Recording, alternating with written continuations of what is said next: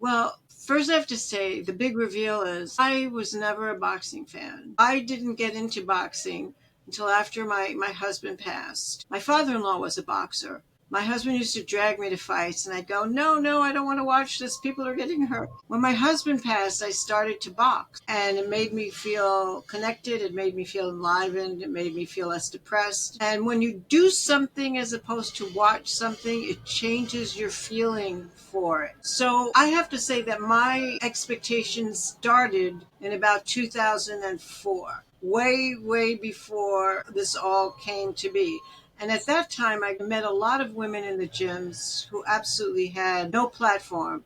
They were, they had a couple of jobs and never got fights or did get a fight, but I'd never heard of them. The only one I'd heard of was Christy Martin, who everyone had heard of. And I thought, there's got to be something better for them than this. And that's when I wrote a letter to the World Boxing Council and I said, what are you doing with your women?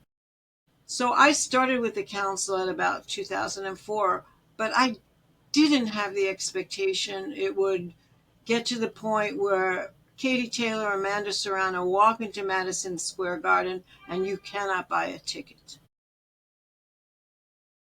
It never occurred to me it would get, I was hoping for a living wage, hoping for a little more, but I never expected that it could get to this point. The point now is to sustain it and to make it more available for the middle class of boxing. So it's not just the superstars that are doing great, but that just like the men, that there is a whole bunch of women between being a superstar, being a journeyman that gets the money, gets paid, gets consistently to work.